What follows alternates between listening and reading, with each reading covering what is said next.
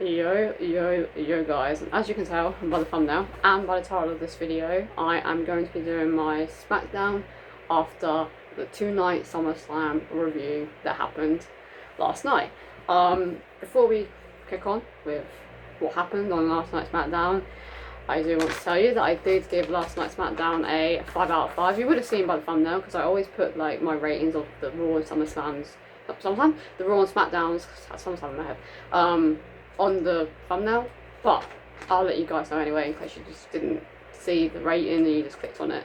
I did give Smackdown last night a 5 out of 5. I don't know if you can see that, it is somewhere. Oh no, it's up here in the corner. There.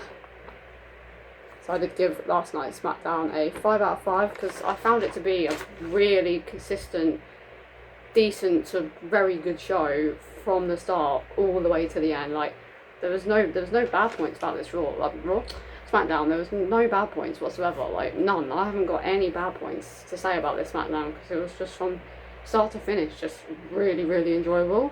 So we kicked off last night's Smackdown with John Cena, and John Cena is back. Like we have a baby face John Cena. I was a little bit concerned that we were gonna get like a heel turn at the end of the night, and he was gonna turn on Cody again at the end of the night.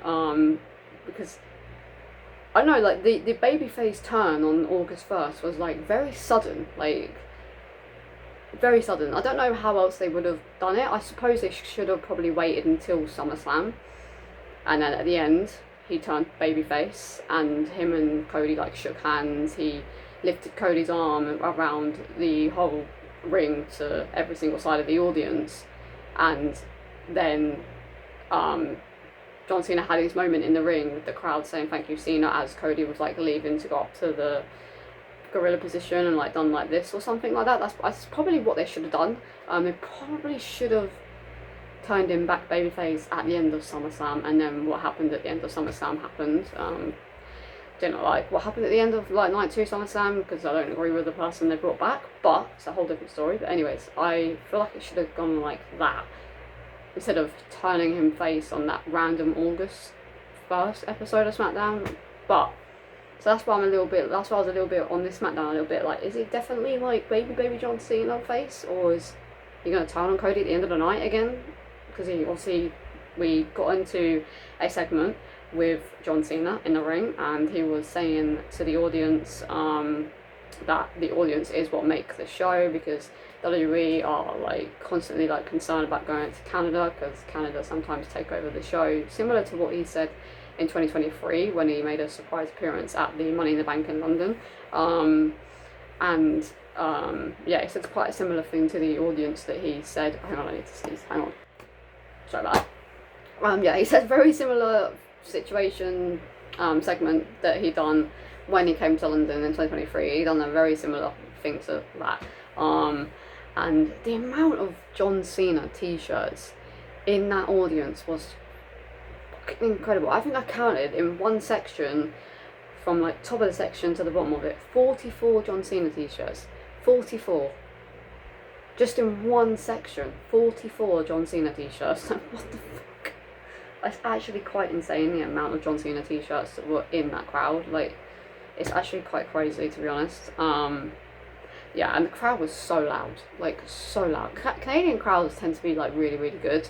Like Canadian crowds are like slowly, as they get more like Raw and Smackdowns and PLEs, are slowly making their way up to like the European like crowds, because they're loud and they come up with some really like creative chants as well, and they make this show really enjoyable because they make themselves a part of the show, and American crowds tend to not make themselves a part of the show, that some of the things that the wrestlers do sometimes be more lackluster than it actually is, because the American crowds just don't, like, it's just weird. But no, the crowd last night in Canada was absolutely fucking incredible.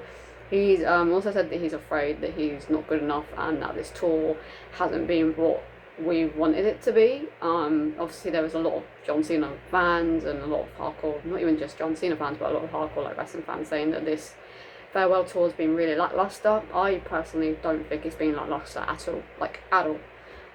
At all.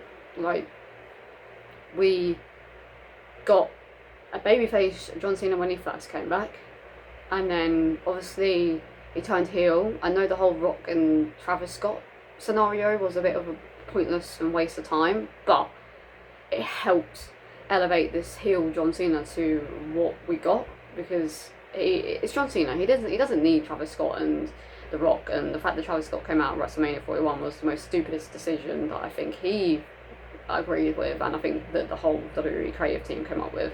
But I don't feel like this has been lackluster at all. We got 5 months of a heel John Cena where he had absolute banging matches with the likes of CM Punk, Randy Orton.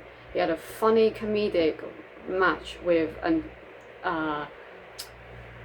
feud with R-Truth, to the point that he brought back R-Truth. Who else did he have a feud with during that time? Obviously he tagged up with Logan Paul, and he obviously is the young guy, and he's an ultimate heel in the WWE right now, and it made sense for John Cena to team up with Logan and now have a match with Logan at Clash in Paris, because that heat that the Paris fans, and also like fans that are travelling down from England and all that to go to Clash in Paris, the heat that Logan's going to get, it makes a hell of a lot of sense for Logan to be his to be his opponent at Clash in Paris. I know a lot of people wanted AJ Styles, but AJ Styles isn't a heel, so I just feel like it doesn't make sense. They need that ultimate heel for the Clash in Paris match with John Cena. Like, they need that, so the fans can say whatever the fuck they want to Logan and shout as loud as they can to Logan, and we have that massive crowd reaction for John Cena while he's going up against Logan Paul. So it makes a hell of a lot of sense for Logan to face John Cena. In my opinion, I'm down for it. Logan's fucking incredible in the ring. He's incredible on the mic. He's an incredible character worker. He's a new guy. He hasn't been in WWE for very long. 3 years now? And the fact that he's only been in WWE for 3 years and he's as good as he is already, even though he has got a slight amateur background in wrestling, he still didn't follow that as his passion until 2022. So the fact that he's done so much already and he's fucking incredible in the ring, he deserves every right to go up against John Cena. So people moaning, you lot are just boring. If you're moaning at the fact that John Cena's facing Logan Paul, who is a WWE wrestler, as much as he was a YouTuber beforehand, and you know him as a YouTuber and you think he's just this celebrity YouTuber that's come into the wrestling business. Yes, in a way he is, but he's proven to a lot of us that he can wrestle in the ring. He can have these big moments, and he's shown that he's trusted to have these big moments with the likes of Randy Orton and the John Cenas and the Cody Rhoses and the CM Punks and the Seth Rollinses. Like, he's proven that he's up there with these guys by what he does in the ring, whether that's on the mic, whether that's with the audience, whether that's in the ring, whether it's backstage segments, whether it's online. He's proven that he's well worthy of having a match with John Cena. In my opinion, I'm down for it. I'm excited for it. It makes a hell of a lot of sense, because he did team with Logan Paul when John Cena was a heel, and now he's gone back on his word and he's no longer a heel. It makes a hell of a lot of sense for John Cena to go up against Logan Paul. He was literally his tag team partner at Money in the Bank. So I'm down for it. So we are having Logan Paul versus John Cena, as I've rambled on for about a few minutes now, at Clash in Paris. Am I excited for it? As you have heard, I am hella excited for it. I can't wait. I do think that Brock is going to be John Cena's last ever opponent, because it makes sense for that to be his last match, I guess. In a way, I feel like the person that makes the most sense, in my opinion, to have his last match with John Cena, even though the match would not be great, because obviously he's not as great as he used to be, but I feel like the final match of John Cena's career would be against Kurt Angle. Like, in my opinion, I feel like Kurt Angle is the perfect person to be the last opponent for John Cena. It's not going to happen, but it would make a hell of a lot of sense, considering John Cena debuts and I said to kind of ruthless aggression, and then punched Kurt Angle. Like, it makes a hell of a lot of sense for John Cena's last opponent to be Kurt Angle, but it's not going to be. Apparently it's rumored to be Gunther, but considering the history that him and Brock have with one another, it makes a lot of sense for Brock to be John Cena's last opponent. If they're gonna do anyone for his last opponent, considering they can't do Edge, it either has to be, in my opinion, with the people that we have in the WWE right now, it either has to be AJ Styles or Brock Lesnar. Like, there's literally no one else I can think of off the top of my head right now that he has yet to have feuds with, because obviously he can't have one with Edge, even though that would be fucking fantastic for him to have one with Edge, but Edge is in AEW. Who else? A lot of obviously the superstars he had big rivalries with are no offense, but like too old now, or aren't a part of WWE, they're a part of the other company. So the people that we have in the WWE right now, the only people that I can think of that he hasn't had a match with yet is Seth Rollins. So Seth Rollins could be his last opponent for the World Heavyweight Championship, maybe.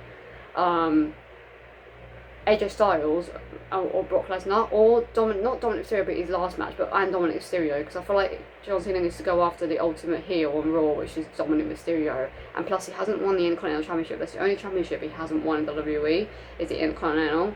So I feel like those 4 people are the last matches that he needs to have. So I feel like Brock will be the last match, and then I don't know when else the other 3 will happen, if they even happen. But yeah. Logan did come out and interrupt him. That's how, I forgot to say that Logan interrupted, but yeah, that's how we got to the point of John Cena facing Logan Paul at Clash in Paris. Logan said that he's been real since day one, but John Cena hasn't, because obviously he turned heel, and now he's gone back on his word and turned back to being a babyface. And then Drew McIntyre came up from behind and attacked John Cena, setting up Cody Rhodes to come out and help John Cena, setting up in the main event of Smackdown, which is fucking crazy that I'm saying this, because I've never thought John Cena would wrestle on Smackdown just yet, but we got a tag team match between the American Nightmare Cody Rhodes and the WWE Undisputed Champion, with John Cena versus Drew McIntyre and Logan Paul in the main event of a Smackdown episode. Like, what the hell? But yeah, no, a very good segment to start off the show. I gave it 5 out of 5 because I felt like John Cena's speech about, and I'm glad he didn't go too much into Brock Lesnar as well. I'm glad the whole promo wasn't about Brock Lesnar, because that just would have been boring. So I'm glad he done like a bit of everything, and I like that Logan came out. I like that we're getting a match with Logan at Clash in Paris. I like that Drew came out from behind and attacked John Cena. I like that Cody Rhodes got involved, setting up that tag team for the main event. So I gave this segment a 5 out of 5 because it was really good and really enjoyable from everyone. And Logan's promos was really good as well. So everyone played a good part in this, and I really enjoyed it. And then we had a match between the Motor City Machine Guns and the MFTs. The MFTs beat Motor City Machine Guns in a very decent tag team match. Wouldn't say it was good or great, but it was decent. I presume that the MFTs have now added themselves to the tag team division. Like, what is going on with it? I'm so glad that the MFTs have added themselves to the tag team division. That means we've got another tag team in this fantastic tag team division on SmackDown. But why is Raw not getting the same treatment? Like, what the hell is going on with Raw? I do feel, though, that they're going with these 3, obviously the 3 Americanos at the moment. One of them's Ludic, the other one's Pete, and the other one's Tyler Bate. And I feel like down the line, Tyler Bate and Pete Dunne will unmask themselves. They're going to be officially a tag. And then I do think that we're going to have the Creed brothers as officially a tag, the New Day as officially a tag, the War Raiders officially as a tag, and then we're going to get Chad Gable and Ludwig Kaiser, but they're going to be dressed as El Grande Americano, but sometimes not in the Americano gear, but they're going to eventually be a tag team, and then that's 5 tag teams for Raw. I feel like I'm missing a tag team on Raw. Oh, I guess, no. Yeah, I guess American Alpha. I feel like Thingy's injured, isn't he? Otis is injured, so I guess that is still a tag team, so American Alpha as well. That's 6. Is there any more tag teams on Raw? I don't think so. Oh, LWO. Cruz del Toro and Wack and Wild, if that's how you say it. So there's 7. There's 7 tag teams. I guess 6 if you don't include the American Alpha, because I think Otis has left WWE. I'm not too sure. I don't know if he's just injured or he's been released. I'm not 100% sure. But that's 6 or 7. But I feel like that's what's going to happen with that. And then hopefully, because we've got 6 to 7 teams on Raw, they actually start having decent matches, because they have the division to have decent matches, but they just don't. And the Judgment Day, well, how the fuck did I forget the Judgment Day? They're tag team champions. And the Judgment Day, there we go. We've got 8 tag teams then for Raw, and I think that's what they're going with this whole Grande Americano situation. But I don't know why they don't build up the Raw division. But yeah, we now have another. I know that the MFTs have been a team, but they weren't officially a part of the SmackDown division. So now they are officially a part of the SmackDown division, and they did beat Motor City Machine Gun, so they're gonna be higher in the ranks when it comes to facing the Wyatt Six now for the tag team championships. And then we had Solo Sikoa come in and do a promo about the fact that he's the best United States champion. Talatonga and Jason Mateo are eventually going to become the new tag team champions. He said that if there's anybody in the back that wants to have a match with me, come right ahead, but he said there's nobody in the back that will have a match with me. So he was about to leave, and then Nick Aldis came out and made it official that Solo Sikoa will go one-on-one with Montreal's own. I think it was in Montreal last night, wasn't it? Because they're in Corbac. I don't know how to say it, but they were in Montreal last night, I think. Yeah. Own Sami Zayn. We got a match, a very, very decent match between Sami Zayn and Solo Sikoa. Sami Zayn did pin Solo Sikoa, which is surprising. Does that mean that Sami's going to get a United States Championship opportunity? Probably not. I just think they've just brought Sami Zayn into SmackDown to have a match with Solo because of their history and because of where they were, obviously being in Canada, and he's obviously from Canada, so I think that's all it was. But yeah, and then we had a segment between Alexa Bliss and Charlotte Flair, because it was Alexa's birthday today. It's the 9th today, isn't it? So yeah, today. Obviously they celebrated it yesterday. She got Alexa a birthday cake. She got her a new Lily, because there was once when Charlotte destroyed her Lily teddy, and then she said that Lily needed a partner. She brought out this ugly looking doll with yellow hair, and she named it Charlie. Oh, I was just, bruh, like, what the hell? Like, really, like, I just got called ugly by Charlotte Flair, and I've got a doll, weird looking, creepy looking doll that is now called Charlie, and that she's going to be walking around now, probably, maybe, hopefully, with this doll that's called Charlie. and then people started chanting Charlie. Like, it was the weirdest thing I've ever watched, because I never thought in a million years that the name Charlie would be chanted. Obviously there's a wrestler in NXT called Charlie Dempsey, but like, not in the main roster. There's never been a wrestler that's, well, there probably has been, actually there has, but there hasn't been a chance of the name Charlie, is what I'm getting at. So that was really, really weird to witness. And when she called the doll Charlie, I was like, are you joking? So Charlotte first said my name, you know, so I'll take it. I'll take it. She did call me ugly as well, but obviously she actually didn't call me ugly, but I just found it funny that the doll's called Charlie and she called it ugly, and then my name started being chanted by the crowd. That was just a very weird feeling to be a part of, but very funny as well. And then Chelsea Green and the Secret Harvest came out and interrupted Charlotte and Alexa Bliss, because obviously Chelsea Green is from Canada, and then Nick Aldis made it official that Charlotte Flair would go one-on-one with Chelsea Green, again in another decent match, another match on SmackDown that was very decent to watch. And then Piper Niven and Alba Fire brought in the cake, and as soon as they brought in the cake, I knew straight away that Chelsea Green was going face first, or was getting it chucked in her face. I just knew straight away, because Chelsea Green always takes the brunt of like the stupid things like that, and I knew straight away that she was going head first into that gate, cake, not gate, what the hell, and she did. But yeah, no, a very decent match between Charlotte Flair and Chelsea Green. And then we had an hilarious segment backstage with John Cena bumping into R-Truth, and R-Truth, of course, has said multiple times that John Cena is his childhood hero, even though R-Truth is older than R-Truth.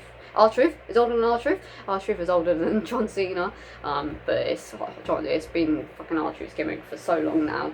And then obviously they started miming together. And then R-Truth was like, oh my god, you're back. That means I'm back. So now we've possibly got the comedic R-Truth back again.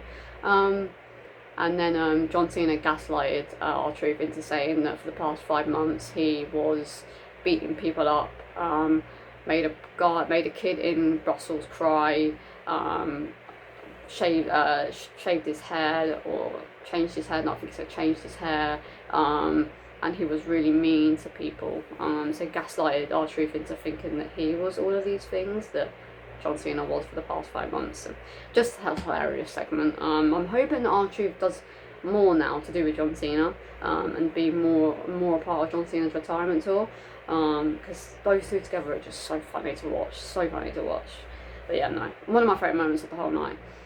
And then we had the match, which was the main event on Smackdown, between Logan Paul and Drew McIntyre versus John Cena and Cody Rhodes in a decent match. It's gonna be probably surprising when I say this, but it was probably the worst match of the night, because it wasn't very long. But I understand why, because obviously what happened at the end, and they don't have enough time to do a lot on SmackDown now. But because it wasn't very long, I did give it a 3 out of 5 though, because it was very decent still. But a very, very low 3 out of 5 compared to the other 3 out of 5 matches that I gave 3 out of 5. But yeah, it definitely was the worst match of the night, just for the simple fact that it wasn't very long. But no, it was still decent.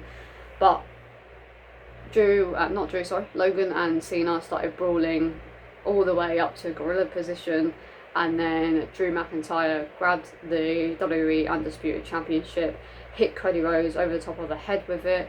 Cody was laying next to the announce table and got Claymored the shit out of him through the announce table, and then Logan Paul was saying to him, I told you I was going to come after whoever was the winner of the match, the Summerslam match. I told you to look for me, I told you to watch me, or something like that, something along the lines of that anyway. That's what Cody Rhodes' next feud is going to be. Not quite sure if you'll have a match at Clash in Paris. I'm presuming that's what they're going for. A match between Drew McIntyre and Cody Rhodes at Clash. I'm kind of hoping they don't, because they've got John Cena on Clash. They've possibly got Roman Reigns and CM Punk also on Clash in Paris. So I'm hoping that and Seth Rollins as well on Clash in Paris. I'm hoping they don't put Drew McIntyre and Cody Rhodes on Clash in Paris, and they have a feud for a while. Because I feel like if they have a match at Clash, we know immediately that Cody Rhodes is winning that, because there's no way Cody Rhodes is losing it 3 weeks after winning it, because I feel like that would have been a stupidest decision to give Cody Rhodes the belt in the first place if he's just losing it like 4 weeks later. So, well, not even that, 3 weeks later. So I'm hoping that the Cody Rhodes and Drew McIntyre match feud that goes on for at least up to like maybe Crown Jewel, instead of having a match at Clash. But they probably will, and hopefully if they do have a match at Clash and Cody Rhodes wins, we get another match and this is a carried on feud. But I don't know, I guess we'll have to wait and see. But yeah, and that's what happened at the end of SmackDown, and that's what happened of the whole of SmackDown. I know I didn't speak about a lot that happened on this SmackDown, but a lot of the segments that happened I didn't feel that were worthy of speaking about, and matches that happened I didn't feel like they were worthy of speaking about, but they were still really decent. So I still gave this Raw a 5 out of 5. Still gave this SmackDown a 5 out of 5, but yeah, I didn't speak about it too much, but I'd just like to speak about the main moments that happened on both Raws and SmackDowns now. But depending on what happens on next week's Raw, there might not be a Raw review next week, because I said in my Raw review that I done this week that I might not do Raw and SmackDowns every week now. I might just do them for leading up to a PLE and then after a PLE, so the Raw before a PLE, the Raw after a PLE, the SmackDown before a PLE, the SmackDown after the PLE kind of thing now. but I don't know. We'll wait and see to see how good Raw is in a couple of days' time. But anyways, guys, if you did enjoy the SmackDown review, make sure to give it a big thumbs up. Make sure to subscribe if you are new. Make sure to comment down in the comment section down below if you agree with me that this SmackDown was a 5 out of 5, or do you believe that it was good but not amazing, so you gave it a 4 out of 5. Do you believe it was alright, so you gave it a 3 out of 5? Do you believe that it was meh, so you gave it 2 out of 5? Or do you believe this was one of the worst SmackDowns you've ever watched? You wish this SmackDown never happened.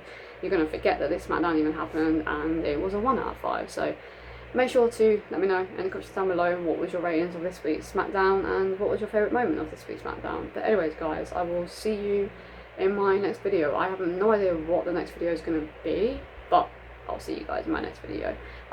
It probably will be a Raw review, because this Raw might be really good. Hopefully it's really good, but I don't know. But anyways, guys, it's been Charlie, and I'll see you guys in my next video. Peace.